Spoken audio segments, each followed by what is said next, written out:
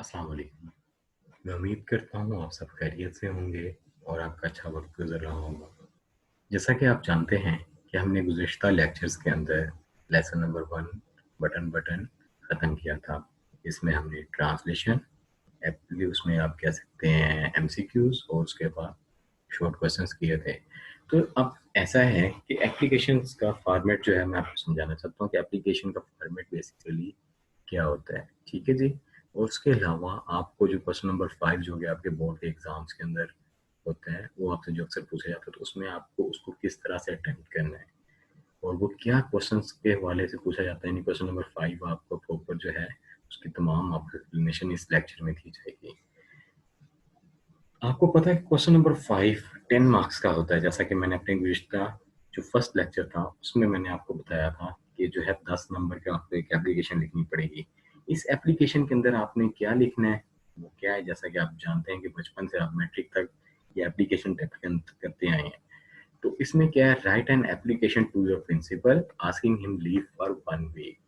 यानी आपसे इस किस्म का एक जो है सवाल पूछा जा सकता है, जिसमें वो ये कह रहे हैं कि एक ऐसी दरख्वास्त लिखी जाए अपने प्रिंसिपल को जिसमें आप उससे 1 हफ्ते की छुट्टी मांगे। तो इसी किस्म की आपसे एक एप्लीकेशन वो चाहता है कि आप लिखें, जिसमें आप रीजन बताएंगे कि आप 1 हफ्ते की छुट्टी क्यों लेना चाहते हैं। ठीक है जी। छुट्टी के मुराद ये कि अगर रीजन ऐसी होनी चाहिए कि प्रिंसिपल को लगे कि वाकई भाई इस बच्चे को तो छुट्टी देनी पड़ेगी। अब क्या है कि इसमें आप लिख सकते हैं कि मैं बीमारी की वजह से नहीं कॉलेज आ सकता, ठीक है जी, या मैं कोई भी मेरी कोई ऐसी रीज़न है जिसकी वजह से मैं कॉलेज नहीं आ सकूँगा। तो ये नहीं लिख देना कि जी मुझे छुट्टी चाहिए, मैं नहीं आऊँगा, नहीं आऊँगा, नहीं आऊँगा, ऐसा कुछ नहीं लिखना। आपने क्या करना है, आपने सिर्फ़ उसके अंदर आपने लिखना है कि मेरे अंदर कोई बीमारी है, मुझे कोई बीमारी में मुब्तला हूँ, या क्या है कि आप लिख सकते हैं कि मेरे जो भाई की शादी है, ठीक है, उसके लिए भी आप 1 हफ्ते की छुट्टी माँग सकते हैं।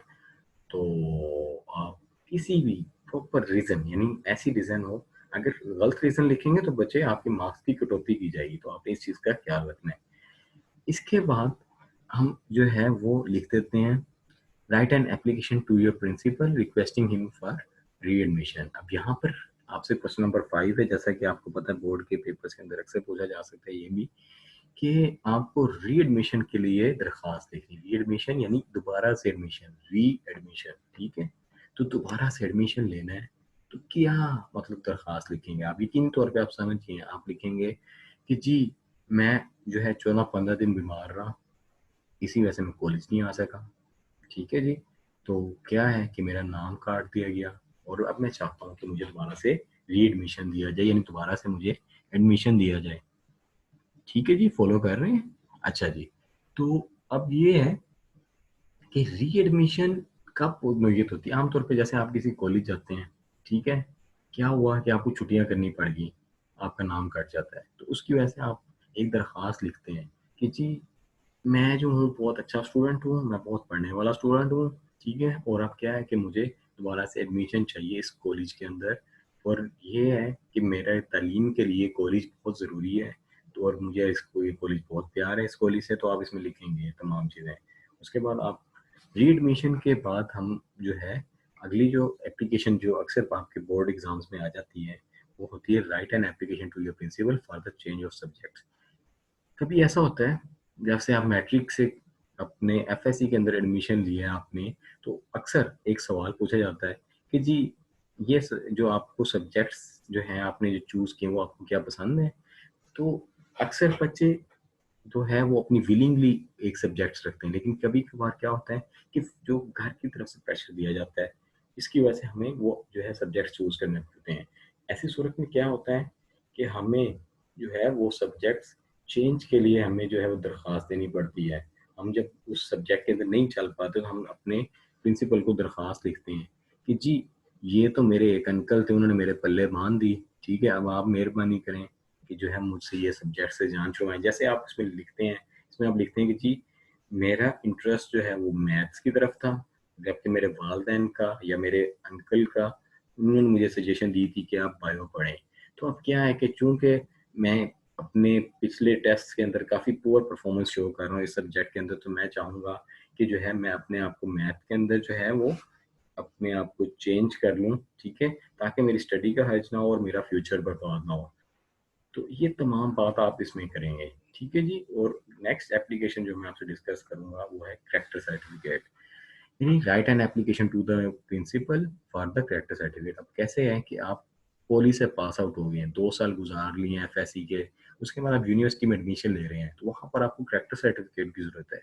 आप क्या कहेंगे? आप कहेंगे, जी मेरे जो मोसेस जो आपके प्रिंसिपल हैं उनको आप एक दरख्वास्त लिखेंगे, आप कहेंगे जी मुझे एक करैक्टर सर्टिफिकेट दरकार है, क्योंकि मैं जो हूँ वो पास आउट हो चुका हूँ, मैं यहाँ का बहुत अच्छा स्टूडेंट था, मेरे जो हैं वो असातिज़ा मुझे अच्छी निगाह से देखते हैं, मुझे बड़ा पॉली से बड़ा जो है वो लगाव था, तमाम अपनी तमाम बातें उसमें आप लिखेंगे।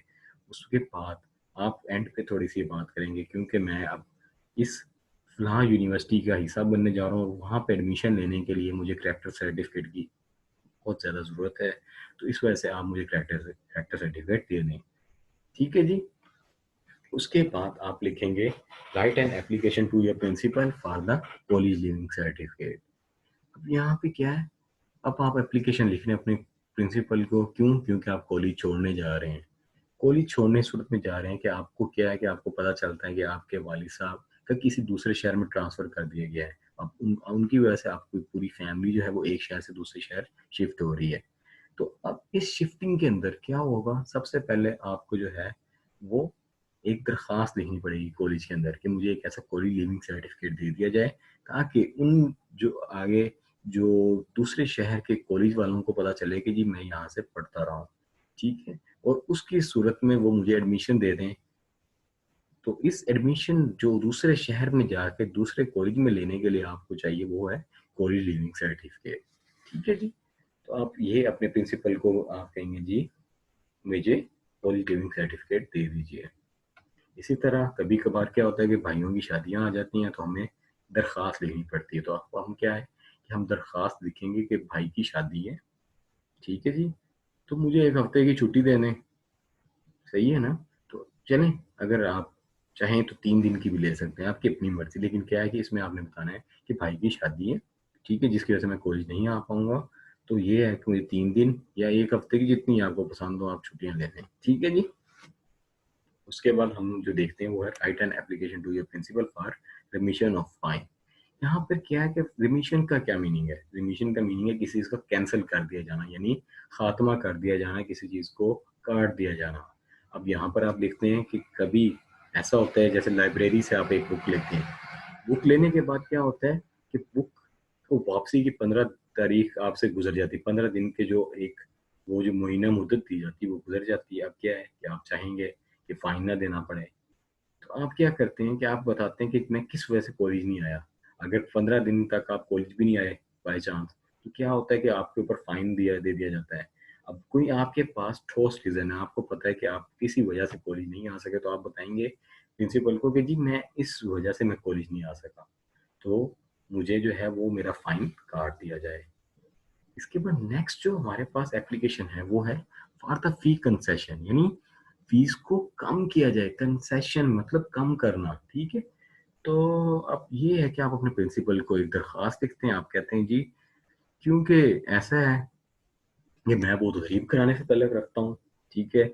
मैं पढ़ाई में बहुत अच्छा हूँ, मेरा फ्यूचर बहुत ब्राइट है और इस वजह से मैं चाहता हूँ कि मुझे फ़ीस जो है वो कम कर दी जाए। इस कमी की वजह से अब क्या होगा कि मैं अपनी पढ़ाई पर जो है अपने खर्चे उठाने के काबिल हो जाऊँगा। जैसे अगर आपकी 2000 फ़ीस है, आप कहें जी मेरी फ़ीस को आप कम करके 1000 कर दें, 1500 कर दें, ताकि मेरे घर पे वो 500 या 1000 का इज़ाफ़ी बोझ ना पड़े। तो ये चीज़ आपने जो है अपने माइंड में मतलब बिठा लेनी कि फ़ी कंसेशन और स्कॉलरशिप में थोड़ा-सा फ़र्क है। फ़ी कंसेशन में आप थोड़ी-सी फ़ीस माफ़ करवा रहे हैं, यानी कुछ हद तक आप अफ़ोर्ड कर सकते हो, कुछ जो है वो नहीं कर सकते। ठीक है? इसमें आपने वही बताना है कि मैं बहुत अच्छा स्टूडेंट हूँ, मैं बचपन से लेके मैट्रिक तक अच्छे मार्क्स लेता आया हूँ, तो इस वजह से मुझे उसकी बेस पे मेरी कुछ परसेंटेज ऑफ कर दी जाए। जबकि जो एक ये अक्सर आपके पास जो एक एप्लीकेशन आ जाती है वो ये है कि write an application to your principal for the scholarship financial assistance. अब यहाँ पे आपने क्या करना है, सबसे पहले आपने क्या करना है, आपने बताना है कि मैं बहुत अच्छा स्टूडेंट हूँ, मैं बहुत अच्छे मार्क्स लेता था, बचपन से लेता आ रहा हूँ, ठीक है जी। उसके बाद आपने बताया इस कॉलेज के अंदर मैं अपना जो है वो अपने कदम जमाना चाहता हूँ, मैं कॉलेज के अंदर एडमिशन लेना चाहता हूँ और उसके साथ-साथ मैं आपसे स्कॉलरशिप भी चाहता हूँ क्योंकि मैं एक बड़े गरीब घराने से ताल्लुक रखता हूँ, मेरे ख्वाब बड़े हैं, ये तमाम बातें आप उसमें मेंशन करें, ठीक है? इसमें कोई इश्यू नहीं होगा आपको, आप बिल्कुल तसल्ली से अपनी बात को करेंगे। अब ये तो ऑलमोस्ट हमारी जो है वो फ़िलहाल के लिए जो वो आपके पास कह सकते हैं कि जो एप्लीकेशन जो बार-बार आपके बोर्ड के एग्ज़ाम्स के अंदर रिपीट होती है, वो मैंने आपसे डिस्कस की थी। लेकिन अब क्या है जो मोस्ट इम्पोर्टेंट मरहला है, जो मोस्ट इम्पोर्टेंट फ़ेज़ है हमारी इस आज के लेक्चर की वो ये है कि इसका फ़ॉर्मेट क्या है कि किस तरह आप 10 में से 9 मार्क्स ले सकते हैं। तो अब क्या है कि मैं आपसे शेयर करता हूँ इसका फ़ॉर्मेट। देखिए जी, ये हमारे पास एक एप्लीकेशन लिखी गई है। इसमें क्या है कि रिक्वेस्ट फॉर 1 वीकली। अब आपको क्या होगा सबसे पहले आपको ये जो है मैं बताता जाऊँ, एक इस किस्म का सवाल आएगा write an application to your principal asking him leave for 1 day. तो इस किस्म का जो है वो आपके पास एक जो है वो सवाल पूछा जाएगा। अब आपने उसको अटेम्प्ट किस तरह करना है, लेट मी टेल यू। ठीक है? पहले मैं इसको एक तरह से आपके पास रिव्यू कर देता हूँ। सबसे पहले आप लिखते हैं टू, ठीक है? द प्रिंसिपल जिससे आप मुखातिब हैं, उसके बाद गवर्नमेंट कॉलेज, ये कोई भी कॉलेज का नाम लिख सकते हैं, इसमें कोई मैटर नहीं करता। उसके बाद शहर का नाम A dot B dot C dot ये भी लिख सकते हैं और शहर का नाम भी लिख सकते हैं। उसके बाद मैंने सब्जेक्ट लिखूंगा, ठीक है जी। सब्जेक्ट में यानी उन्वान कि किस वजह से आपको दरख्वास्त लिखनी पड़ रही है। उसके बाद आप लिखेंगे रिस्पेक्टेड सर मोजेस, मतलब जो मोजेस सर हैं आपके, ठीक है, मोजेस जनाब जिसे हम कहते हैं इज्जत माफ जनाब। उसके बाद it is stated that I am student of class first year in your college. अब इस तरह क्या कर रहे हैं आप अपने आप का तारफ करवा रहे हैं कि मैं क्लास फर्स्ट ईयर का जो हूँ वो एक स्टूडेंट हूँ आपके कॉलेज के अंदर। I wanted to state a problem of me, मैं अपनी एक मुश्किल आपसे जो है वो क्या करना चाहता था, उसको मैं आपसे शेयर करना चाहता था, आपसे कह सकते हैं, या मैं जो हूँ आपको बयान करना चाहता था कि मैं हूँ that I am suffering from high fever since last 2 days, कि मुझे 2 दिन से सख्त बुखार है, मुझसे तो उठा ही नहीं जा रहा। आप ऐसी बात नहीं लिखेंगे, आप लिखेंगे कि मैं जो हूँ मुझे सख्त बुखार है तकरीबन 2 दिन से। आई हैव कंसल्टेड डॉक्टर, मैंने डॉक्टर से मशवरा किया है, ठीक है, and he has suggested me bed rest for 1 week, उसने मुझे एक हफ्ते का जो है वो जनाब रेस्ट दे दिया, बेड रेस्ट दे दिया। आपने ये बात लिखनी है, ठीक है जी। That's why I could not come to college in these days, इसी वजह से मैं इन दिनों कॉलेज नहीं आ सकता।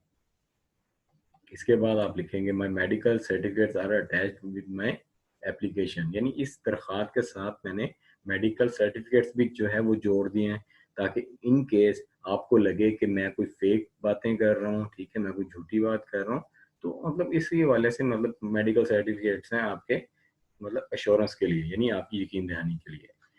इसके बाद हम लिखते हैं I am in good books of my teachers, यानी इसका मतलब ये भी कि मैं अच्छे जो है अपनी नज़रों में हूँ, अच्छी नज़रों में हूँ टीचर्स की, ठीक है जी, मुझे अच्छा समझते हैं। उनको भी पता है कि अच्छा ऐसा नहीं है कि मतलब झूठी बात नहीं करता। Therefore I request you to please allow me leave for 1 week, इसी वजह से मैं आपसे चाहूंगा कि मुझे एक हफ्ते की छुट्टी दे दें। I shall be very thankful to you, मैं आपका बहुत ज़्यादा शुक्रगुजार रहूंगा। अब ये बात लिखने के बाद आप कहते हैं योर्स ओबीडियंटली, आपका ताबेदार एक्स वाई जी, यानी X dot Y dot Z. अच्छा, अब मैं ये तो आपको मैंने एक रफ सा एक सिनेरियो दे दिया है कि इस तरह की एप्लीकेशन होती है, और X dot Y dot Z dot के सामने आप इसी तरह एक एप्लीकेशन लिखेंगे, सॉरी डेट लिखेंगे, यानी बताएंगे कि फलां तारीख को ये एप्लीकेशन लिखी गई है। जैसा कि आज तारीख 23 अप्रैल है, तो मैं इसको इस तरह लिखूंगा अप्रैल 23 2020। ठीक है जी। ये तो मैंने एक आपको रफ सिनेरियो दे दिया है। अब मैं आपको बताऊंगा कि इसमें से अगर 10 में से आपने 9 मार्क्स लेने तो आपने क्या चीज़ अपने जहन में रखनी है।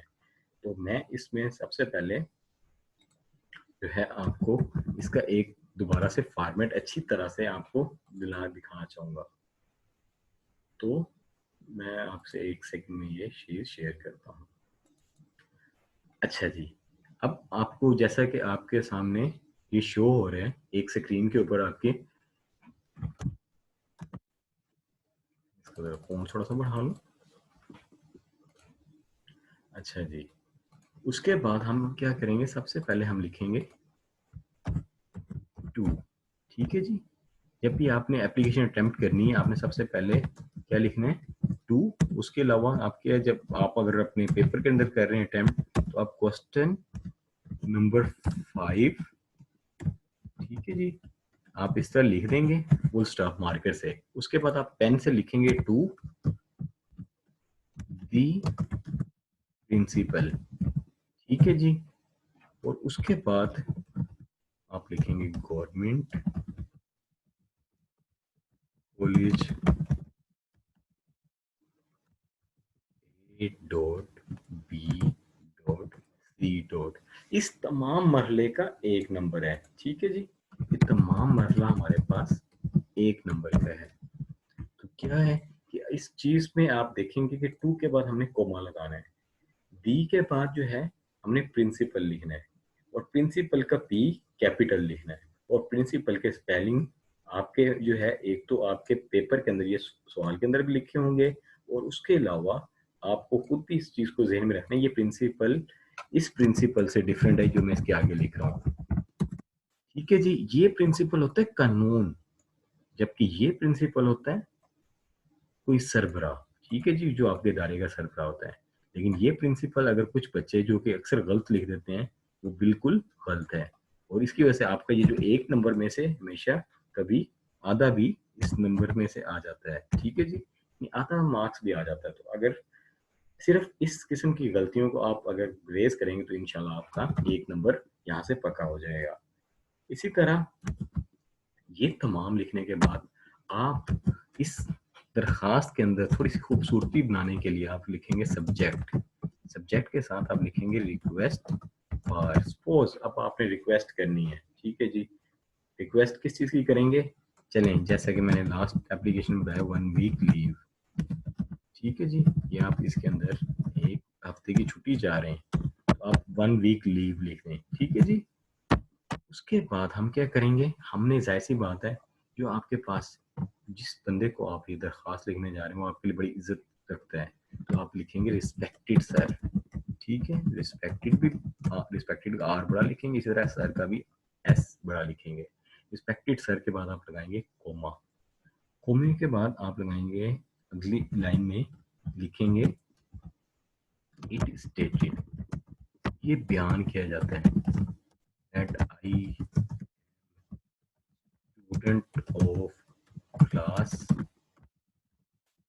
First year. ठीक है जी, इन योर पता चल जाए कि मैं इसके कॉलेज का ही बंदा हूँ, कोई मैं बाहर से नहीं आया, मैं इसके कॉलेज का ही बंदा हूँ। ठीक है जी, तो ये तमाम जो चीज़ें हैं आप जो है इस चीज़ को जहन में रखिएगा कि ये तमाम चीज़ें जो है आपने इसको इसी तरह ही लिखनी है जैसे इस पेज के अंदर आपको शो हो रही हैं।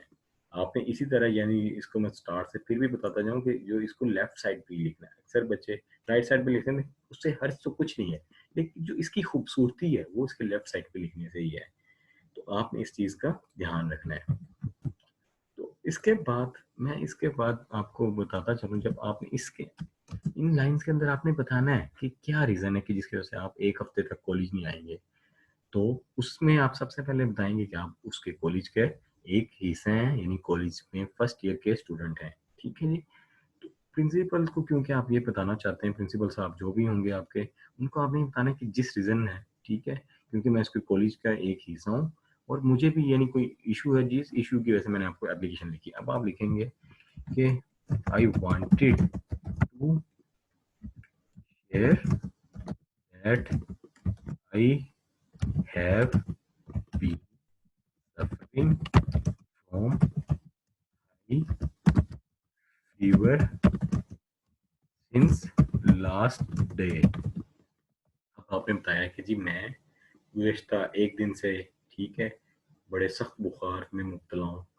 तो अब इसके बाद आप कहेंगे that is why I consulted doctor, इसी वजह से मैंने डॉक्टर से कंसल्ट कर लिया। ठीक है जी, and he has suggested me bed rest. ठीक है जी, तो ये इसने हम मुझे 1 हफ्ते का, जैसे आप कह सकते हैं, जो वो आपको 1 हफ्ते का बेड रेस्ट दे दिया, यानी आप आराम के कह दिया। अब आप कहेंगे कि ये तो बात होगी, ठीक है जी। अब आप क्या करेंगे, इससे अगली लाइन में आ जाएंगे। अब इसमें आप अपनी तारीफ करेंगे कि I am very good student my class. ये जी इसमें आप बता सकते हैं my last my last exam result, ठीक है, सॉरी माय परसेंटेज ऑफ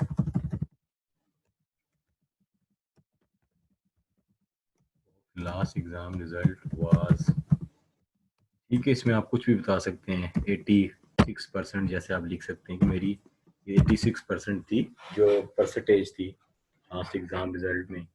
उसके बाद आप कह सकते हैं I am in the my teachers, ठीक है जी। इसके बाद आप लिखेंगे कि आपने इसके उस साइड पे आना है कि मैं इतना अच्छा स्टूडेंट हूँ, ठीक है, और क्या है कि मैं अच्छे मार्क्स लेता हूँ, तो इस तनाज़र में मुझे छुट्टी चाहिए, ठीक है। अब आपने बताना है कि मेरा मसला क्योंकि बड़ा संगीन है, मैं बुखार में हूँ बड़े सख्त, तो मैं बुखार की वजह से मैं कॉलेज नहीं आ सकूंगा। अब आप कहेंगे देयरफॉर, ठीक है, आई रिक्वेस्ट यू, आपसे इल्तिजा करता हूँ, to please allow me leave week, ठीक है। अब आपने बता दिया है कि मैं जो हूँ बहुत मुझे ज़रूरत है, ठीक है, 1 हफ्ते की। अब इसके बाद आपने लास्ट लाइन में लिखना है I shall be very thankful you जी। इसके बाद आप लिखेंगे इससे अगली लाइन में योर्स ओबीडियंटली। अब योर्स ओबीडियंटली में क्या करना है, आपने इसका ओ छोटा लिखना है और वाई का जो है वो योर्स का वाई जो है वो बड़ा लिखना है। इसके बाद नेक्स्ट लाइन में आपने क्या करना है, आपने यहाँ पे लिखना है डेटेड, यानी जिस डेट को ये आपकी नई दरख्वास्त लिखने का सोचा है, ठीक है। डेटेड में आप लिखेंगे जो उस दिन डेट होगी, जैसे कि सपोज अप्रैल की 25 है आज, तो सॉरी 24 है आज, तो हम लिखेंगे अप्रैल 24 कोमा 2020 डॉट। इसको इस तरह लिखेंगे तो इसके अंदर एक खूबसूरती है जो आमतौर पे ज्यादातर बोर्ड के अंदर एग्जामिनर्स हैं वो पसंद करते हैं। लेकिन आप इसको इस तरह भी लिख सकते हैं 2404, ठीक है जी, और 2020, ये भी देख सकते हैं। लेकिन जो उसके अंदर आपको एक खूबसूरती नजर आएगी वो इसमें नहीं है, जैसे अप्रैल 24 2020 फुल स्टॉप। अब इस तरह X dot Y dot Z D dot इसके बिल्कुल डेट के सामने होगा। तो जैसा कि आपने देखा हमने ये एक एप्लीकेशन अटेम्प्ट की है, तो इसमें मैं आपको बताता चलूं कि हर एक जो पोर्शन है वो 1 नंबर का है। जैसे कि ये टू द प्रिंसिपल, ये तमाम जो इतना भी मसला है वो हमारे पास कितने मार्क्स का आ रहा है, 1 का, ठीक है जी, यानी 1 मार्क्स इसका है। ये जो तमाम पोर्शन है to the principal government college ABC। इसी तरह रिस्पेक्टेड सर जो है उसका भी हमारे पास 1 नंबर है। तो आपको मैं बताता चलूं, 1 नंबर इसका हो गया, 1 नंबर इसका, यानी 2 मार्क्स। इसके बाद ये तमाम इतनी बड़ी हमने जो स्टोरी लिखी है, इतनी बड़ी जो हमने इसके अंदर हमने बहाना किया छुट्टी करने का, ठीक है जी, तो उसका हमारे पास कितने मार्क्स हैं, हमारे पास इसके 4 से 5 मार्क्स हैं। यानी एग्जामिनर की मर्जी है, उसको अगर आपका ये लिखा हुआ कंटेंट पसंद आया है तो उसने आपको 5 नंबर देने हैं, अगर नहीं पसंद आया तो 4 नंबर देगा। ठीक है, अगर इसमें जो है वो ग्रामेटिकल मिस्टेक ना हुई तो 4 नंबर दे देगा। इसी तरह जो ये वाला पोर्शन है, ठीक है, जिसमें हमारे पास डेट है, डेट के कितना 1 नंबर है, इसका भी यानी 1 नंबर है। इसी तरह जो हमारे पास योर्स, ओबीडिएंटली और एक्स वाई जी, इसका भी 1 नंबर है। तो यानी अगर हम इनको टोटल करें तो कितने बनते हैं, 1 जमा 1 2, 2 में से अगर आपको यहाँ यहाँ 5 में से 4 मिल जाते हैं तो यानी 4 6, 6 और 2 8, तो टोटल आपके 10 में से 8 नंबर तो सही है। लेकिन अगर आपने अच्छा कंटेंट लिखा हुआ है और यकीनी तौर पे जो आपका वो जो एग्जामिनर उसको ये आपकी बात पसंद आई है तो उसने आपको इसमें से 5 भी दे दे तो यानी आपके कितने 9 मार्क्स हो जाएंगे। तो अगर मैं उम्मीद करता हूँ कि इसी तरह आपको ये मेरी जो है आज के लेक्चर के अंदर समझ आ गई होगी। तो इस वजह से मैं चाहूँगा कि आप अपने इस तमाम लेक्चर्स को रिव्यू करें और जितने भी मैंने एप्लीकेशंस आपको यहाँ पर समझानी है, यानी उनका जो आपको क्वेश्चन समझाया है उसको आप बखूबी समझें, क्योंकि अगर उनकी समझ डेवलप करना आपके लिए बड़ा ज़रूरी है। तो मैं उम्मीद करता हूँ आपको मेरे लेक्चर की समझ आई है, तो अपना ख्याल रखिएगा। इंशाल्लाह आपसे जो नेक्स्ट लेक्चर है उसमें मुलाकात होगी। अल्लाह ताला आप सबका हामी और नासिर हो। अल्लाह हाफिज़।